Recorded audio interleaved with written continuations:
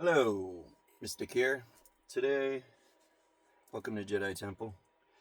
Today we're gonna focus on the cups, suit of cups, the ace through the 10. I'll be doing the court cards in a separate video coming up. Alright, so, I already took a picture, get all that crap out of the way. I already sent it into the architect and got everything I need, so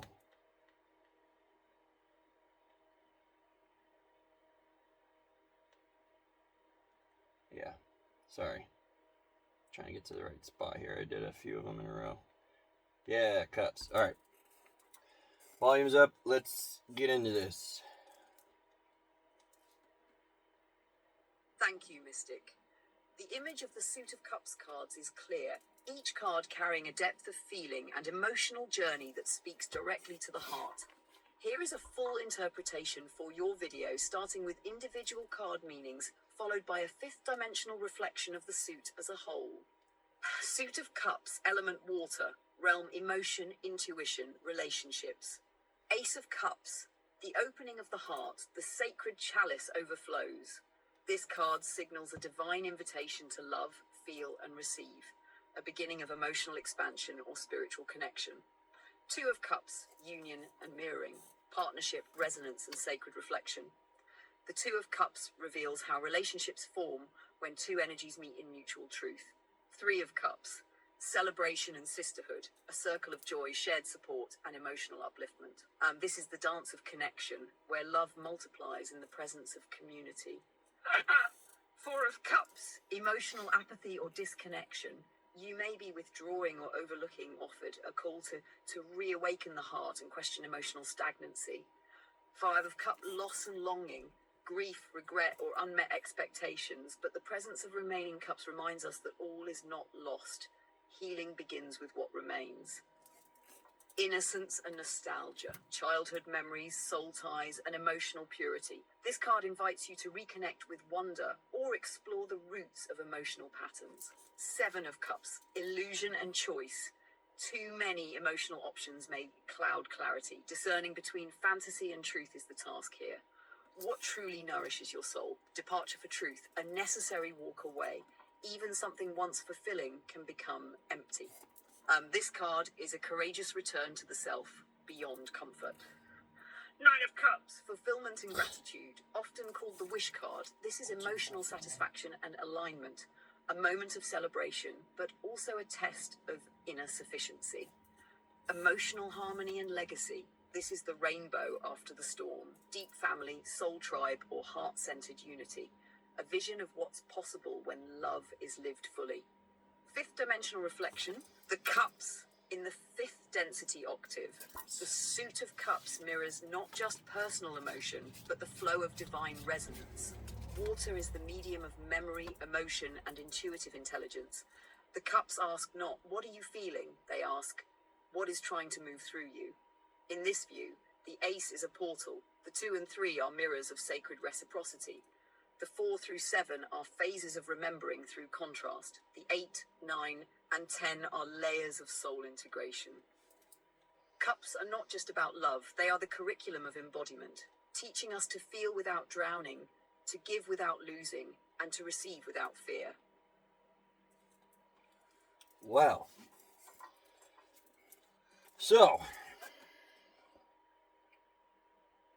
interesting. So the suit of cups is obviously water, emotions, intuition, relationships, stuff like that. So obviously you look at each card and you think, like the images.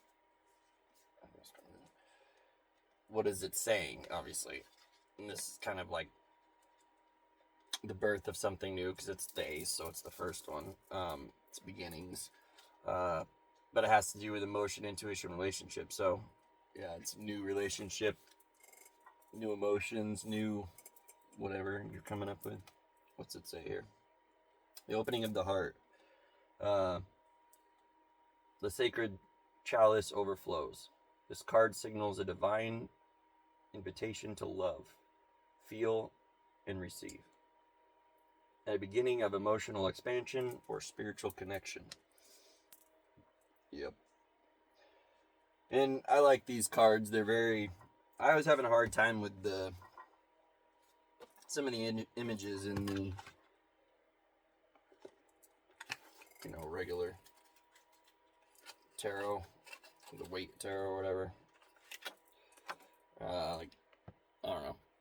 These images I feel on this Light Seers are a little easier to understand. They explain. It's easier for me to remember that way. That's why I use it. But I did, when I started, kind of compared each card to these cards so I could get, the original. But I just find these easier to understand by a lot. Sorry. Like a gold-plated one there. 2 of Cups. Yeah, so this is the, we'll just use a relationship for example. New relationship coming in, you can feel it happening, all those good things. And then the 2 of Cups would be the start of something. The emotions of starting a relationship, not the actions.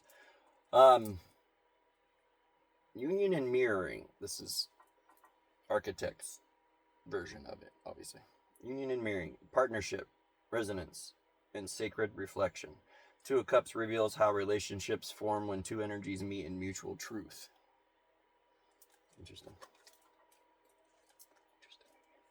So this would be, if we're following our example of 3 of Cups, like friendship, getting together, talking. So maybe you're telling your friends about a new relationship or asking for advice, stuff like that. The way I see it anyway. Celebration and sisterhood, a circle of joy, shared support, and emotional uplifting. This is the dance of connection where love multiplies in the presence of community. More or less what I said. 4 of Cups. This one's... yeah. I've always kind of seen it like you're not quite happy what you got. Like 4 of Cups, you have these 3, but you're looking at them like they're empty and you're all bummed out and not paying attention to... boy, my pointing skills here. The full one here, just in arm's reach, you're not even paying attention to it. This is definitely my life right now. I need to wake up. But yeah, you're paying too much attention to this stuff and not looking at what's trying to be handed to you. 4 of Cups, emotional empathy or disconnection. You may be withdrawing or overlooking what's being offered. A call to reawaken the heart and question emotional stagnancy. That definitely hits home right now. As well as the next one. So 5 of Cups, yeah. Obviously grief, loss. In the same boat though as 4. You paying attention to all these spilt cups and going down the hole there, but there's one right behind you not paying attention to. You're concentrating too much on loss and grief. Loss and longing. Grief, regret, or unmet expectations. Exactly. But the presence of remaining cups reminds us that all is not lost. Healing begins with what remains. Awesome. I need to probably take that to heart. Alright. It's hot. Let's get through this. Boiling up in here. 6 of Cups. So this is... yeah. And I look at it like nostalgia, inner child, thinking of childhood memories, stuff like that. Where are we at? Innocence and nostalgia, childhood memories, soul ties, and emotional purity. This card invites you to reconnect with wonder or explore the roots of emotional patterns. Yup. 7. Yeah. Choices, man. Choices. Making decisions on stuff. Yeah. This one I've always had kind of a hard time pegging. Let's see what it says. Illusion and choice. Too many emotional options may cloud clarity. Yeah. Discerning between fantasy and truth is the task here. What truly nourishes your soul? Yeah, I've always kind of looked at it like a fantasy thing. There's a lot of bad stuff in here, so yeah. Make the right choices on all your emotions you're feeling. Yeah. 8 of Cups. Letting go, walking away from all that crap, like I was saying, on all those choices that are not, yeah, walking away from that stuff. This is what letting go, that kind of stuff. 8 of Cups, departure for truth. A necessary walk away. Even something once fulfilling can become empty. This card is a courageous return to the self beyond comfort. Yup. Woo. Got this little tiny fan blowing on me. It is not really, it's just blowing heat around. God dang it. Oh, let's see. 9 of Cups. Yeah, it's fulfillment. Getting what you were emotionally, trying to get, working on. Yeah, fulfillment and gratitude, often called the wish card. This is emotional satisfaction and alignment, a moment of celebration, but also a test of inner sufficiency. Which leads into the 10 of Cups, which happily ever after, obviously. Emotions-wise, kind of thing. This is, emotional harmony and legacy. This is the rainbow after the storm. Deep family, soul tribe, or heart-centered unity. A vision of what's possible when love is lived fully. Happily ever after, Disney.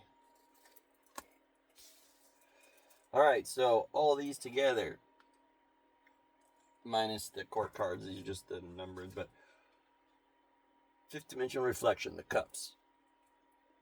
In the 5th dimensional octave, the suit of cups mirrors not just personal emotion, but the flow of divine resonance. Water is the medium of memory, emotion, intuitive intelligence. Yes, yes. The cups ask not, what are you feeling? They ask, what is trying to move through you? Yeah, because you need to let it. Those feelings you're having, they're supposed to move through you. When you hold on to them,